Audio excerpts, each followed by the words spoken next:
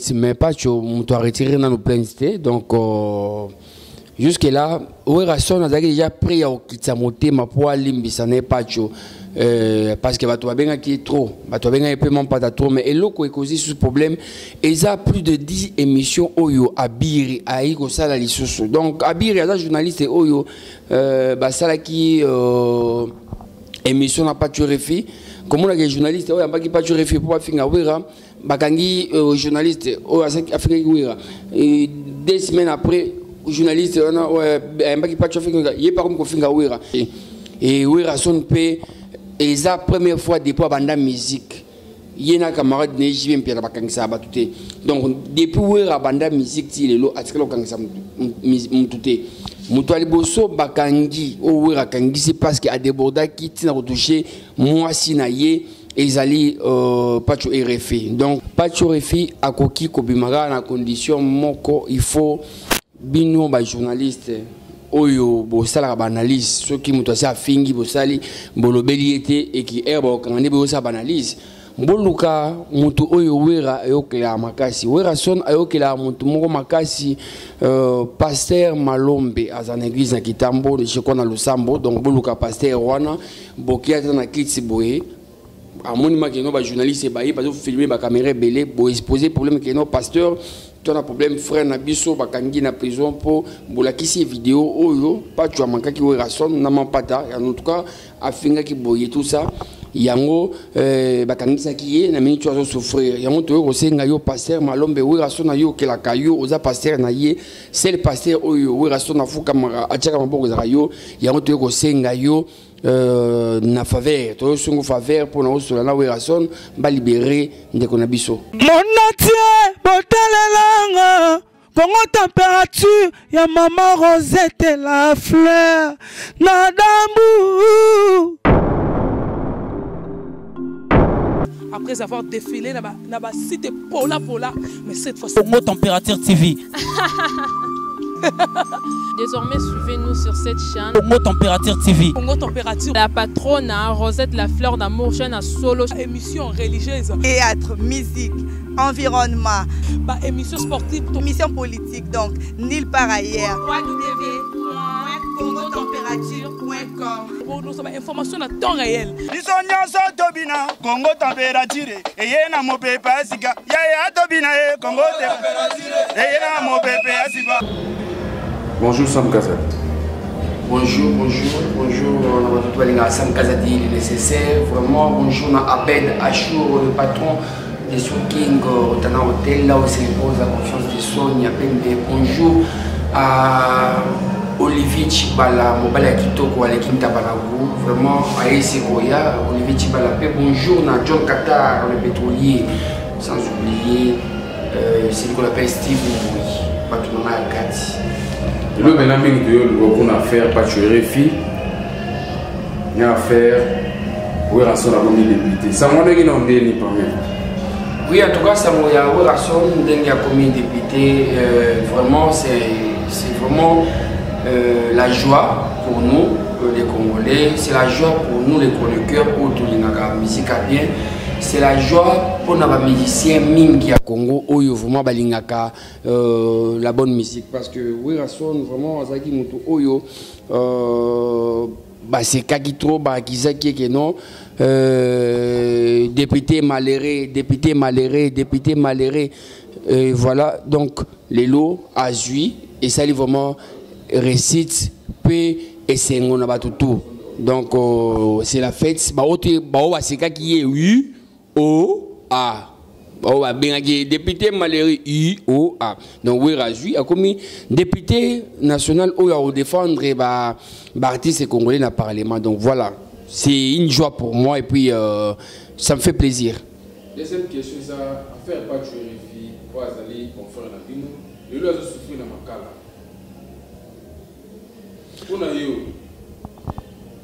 tant que nous avons tant que confrères na yo wazo souffrir na makala lelo ba china pa que nous avons difficile pa que on a évité en tout cas on a pas de refi eza vraiment likamoko o sali pasi na batutu pas de refi akoki kobimaka na condition moko il faut bino ba journaliste oyo bosala ba analyse soki muto asa fingi bosali bolobeli ete et qui erba okangani bosa ba analyse mboluka mutu oyo wera ayokela makasi wera son ayokela mutu moko makasi pasteur Malombe azana église na Kitambo je connais na Lusambo donc boluka pasteur wana bokia na kitsi boye amoni makeno ba journaliste ba ba filmer ba caméra belé bo exposer problème keno pasteur ton problème frère na biso ba kangi na prison pour bolakisi vidéo oyo pas tu mankaki wera son na mapata en tout cas afinga ki boye tout ça yango bakangisa kiye na minute ozo souffrir yango to ko senga yo pasteur Malombe wera sona yo kela kayo oza pasteur na ye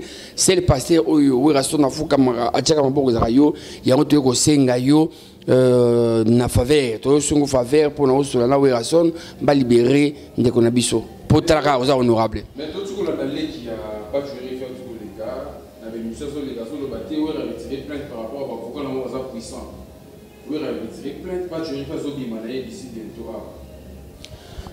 Waneza makambo o ezo na internet mais pas que muto a retiré dans nos plaintes donc jusque là wera son azaki déjà pris au kitsamote ma po limbisa ne pas parce que bato benga qui est trop bato benga paiement pas trop mais eloko e causer ce problème et ça plus de 10 émissions oyo abiri aiko sala lisusu donc abiri as journaliste oyo basala qui émission n'a pas tué refi comme on a des journalistes oyo ambaki pas tué refi pour finga wera bakangi journaliste oyo afrique wera et 2 semaines après journaliste on a pas finga yé par comme finga wera ndelo pesa ki susu kanda et tumboli pota na pota ki wera mampata basilika la personne qui est touchée dans cette histoire vraiment ezali mampata c'est vie mampata moi c'est wera dans les États-Unis il a touché parce que batoli bosso batali vidéo ya pacho o batala ki yango ezali bana wera son parce que ba papa na bango za star ayebaka na kotala chaque jour bana batala ka YouTube ba koma papa na bango ba monaka oyo eza contenu concernant papa na bango et ba mona ba vidéo ndé ba journaliste ba ofinga et ça qui bien été en tout cas moi c'est vraiment pas ça qui très touché et wera son pe eza première fois depuis banda musique yena camarade ne jibe mpia bakangisa batute donc depuis wera banda musique ti lelo atikelo kangisa mutute mutu aliboso bakangi o wera kangi c'est parce que a déborda qui tina retoucher moi sinaye ezali pacho RFI donc Félix Tshisekedi a aussi libéré 700 personnes 700 prisonniers na prison le président Nabiso ça me fait mal sur 700 personnes oyo babimi na prison mutu aliboso côté na prison pacho RFI journaliste il y a internet donc hélas mais tout ça mbela kaka toeba Karandi na lobby ngana zana wera son chaque jour naibi très bien naibi batu o ayo kilaka wera son ayo kila 4 personnes ayo kilaka makasi na ba conseil na makambo jibe mpiana ayo kila makasi moi si na ici de jima pata ayo kila makasi passer Malombe o ya Kitambo vraiment en tout cas ni batu fo bo solo na bango pour na solution ya pas tu parce que papa chéri motopamba akota na buzo bate pas tu refi à salaki makambo selon ye papa chéri de pas tu refi daki moko ba ndiko la mamba BCBG doit attacher des presses à BCBG et comme oh tu pas tu le là comme na 2 semaines 3 semaines en prison ouais raza camarade ya chez piana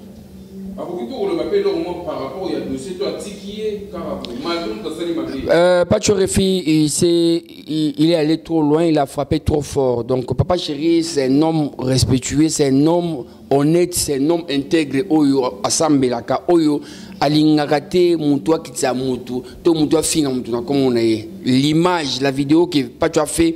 Mutuali boso oyo asilika ki makasi na batutu c'était Papa Chéri PC benga ki Pacho Refi a gangelier. Non, Papa Chéri n'a pas apprécié la vidéo parce que Werason c'est son ami, c'est vraiment pas ta aza moi si na bango oyo on est Werason era ebisi maman c'est vraiment pas ta je t'aime ba jour ba premier jour Werason a bétélé je pénali solo tout ça pour maman pata tout ça ba premier rendez-vous Papa Chéri na sira kinotika Werason ko amuna moi si na bango oyo ba ebana depuis kala parce que même guerre jibena Wera tango zaki makasi maman c'est vraiment pas n'avait pas de problème avec jibem piana bando solo na Papa Chéri ba benga naka bana bango ba ki batali oyo un exemple simple puis Roger ba autre pays ça est suspension indéterminée libella na maison mère. Pourquoi? Parce que à décona qui na kombo JB Mpiana. Alors ba oui ration natali non o masananga na olingate bwe balongoli donc puis Roger jamais relégation na TV à la maison mère. Et Sili. Alors papa chéri à son tour il a déconné pas seulement envers Werason, envers sa femme. Et voulez-vous comment que non porte-parole ou abonné pour la Werason longtemps plus Roger va gagner pour marquer je vais me faire respect que papa chéri a tindi moutouté mais moutou l'équipe moi je fais la Werason na moi si naïe. Donc voilà. Il n'y a pas longtemps Karim Mokonzi a mis ça même sous-vêtement à mon aîné à présenter l'émission il y a ma patte à déconner pour la ma patte tout le monde a une réaction pour été. En tout cas, les lots mingi on ne mélange pas les choses. Donc tout ça, tout sous la pâture refine. Moi j'ai pas eu le temps mais pâture refine des actualités. En tout cas, je crois bien Sam Kazali mais nga Sam Kazali oyo nazara bien na Werason nazara bien na JB na moto pamba papa na Daïda na Soraya honorable Werason kutu kolobate héritier Wata moto na Tembe. Papa Ritiana Kolobate, Fali Poupa, Papa Keina, c'est Léo, Kofelo Midi, Bomouna Kofelo Midi, Félix Oisé quoi, Nazarabien Abadouno, pourquoi na finga kamutute. En tout cas, moi, Sarangai, ba journaliste et tout, ba nengi ako dimni makambo. Bezi zateka noko finga muntu, au incité mututi, na ba poemo boye, okasi onde beste, bezandi musala, sala musala na yo. Et puis, tant que tu as fini à battre, pourquoi vous avez analyste? Pourquoi vous avez raté vos analyses? Pourquoi vous avez battu? Et vous avez moto pour finir moto, dès que vous avez moto na zamabe. Mais tant que vous avez fini à moto, mais yo tant que vous avez fini, vous avez que moto na la famille, à la parents, et que tant que vous avez fini, peut-être récolérer famille naie, tout ça. En tout cas. Musicien, il faut tout ça, bon, critique. Lélo, ça ne me gênera pas de voir un journaliste à l'Egageno. Werason, au petit musique a bien été, au petit faux générique. Werason, vraiment, album, oh, aimé bien été. Oui, c'est normal. Wana est critique. On doit critiquer les musiciens par rapport à l'art. Tant mon art, non, papa chéri, Zembo aimé bien été. Il va se dire, oh, journaliste le biboué. Alors je vais faire un effort d'améliorer, mieux qu'avant. Voilà. Et peut-être, tant que vous avez bien les goûts, les couleurs, c'est à remonter. Yo, c'est pas dans mais voilà. On doit critiquer les artistes par rapport à l'art. On se limite à l'art. Pas aller au-delà et au fin de la bango, au fin de la basse de la bango. JB na Werason, baza ba icône ya mboka. Moni makam oyo. Vidéo à patch on a sur la initi ko fait l'omide. Donc, à cette vidéo, et côté en ligne, 10 minutes après, Kofi va prendre partout. Avant comme à 30 minutes, aux gens m'ont déjà. Mais pourquoi Werason a JB qui para Makamute? Pourquoi Karabango? Pourquoi Werason a commandé WC? Papa Chéri a commandé papier mouchoir? N'a pas émission comme vous JB.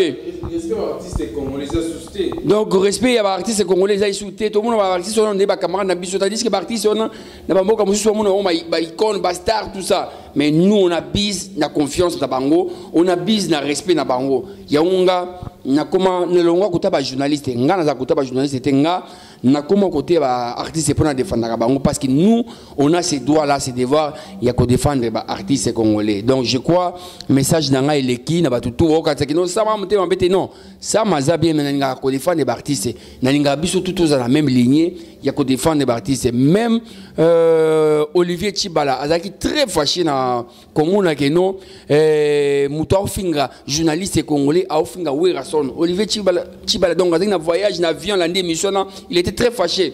Na camarade na biso ba oti Moscou kotambola Moscou Paris partout ba yeme ba regretter la vidéo en plus vidéo na pas tu tamboli monde entier et tamboli na Chine na ba chinois ba bi linga ti ba bola ba landi. En tout cas ça fait mal de voir que nos frères on n'a pas le respect des artistes congolais. On doit respecter les artistes congolais. Je crois message dans un conseil na kosenga ba journaliste pour respecter ba artistes congolais, bo pesa bango respect makasi. Moi je pense que soza muto héritier, olinga falite lobela ka héritier ko kipe falite, soza muto fali olinga héritier te lobela fali ko kipe héritier te. Donc chacun s'occupe na muto o alingi qui occupe muto. Et conseil n'a pas ça Nyamakor. Nyamakor a comme la maison mère, tika comme héritier watanabe. Parce que vous savez que non, héritier mutono tina na finga wera. Mais est-ce que awa comme pas wera son comme finga héritier? Est-ce que wera son mutono tina yo tout tika biloko wana tout ça ande musala yango ndi papa yango ndi maman. En tout cas merci na batu tout balandenga sam kaza de nécessaire. Merci na le bosso keke. Merci na Hilaire Mutombo Pakebo les Kings pays une grande dame Blandine qui l'a Élysée Madiam. Merci na la patronne vraiment elle a beaucoup d'argent vraiment Elga élégance moi ça pembe ya kitoko pe merci na Nono Mukambo le dragon de la monnaie Junior Manono et Popol Mumba Blue Bar Apedachou les Raouf Arnaud Mandala Dadou Pedro l'ambassadeur Mika Sakombi Lionel Kinsala Diama Yobo Swaga Koche Yara Papa Raoul Minga Ya Jonas Ominga Jires Kembo P Mutu Moko na Bosani le roi Manitou Roger Kalala Olivier Chibala na pesimbote na Olivier Chibala mobala kitoko alekinta banago et Nathalie na musika na moni une grande dame BM Bernadette Masengo millionnaire Monatie botalelanga Congo température ya maman Rosette la fleur Nadambu. Après avoir défilé là-bas, cité Pola, mais cette fois Congo Température TV. Désormais, suivez-nous sur cette chaîne. Congo Température TV. Congo Température. La patronne Rosette la fleur d'amour, chaîne à solo. Émission religieuse. Théâtre, musique, environnement. Émission sportive. Émission politique, donc, nulle part ailleurs. www.congotempérature.com. Pour nous avons information à temps réel. Congo Température. Et y a mon pépé, Congo Température. Et y a mon pépé,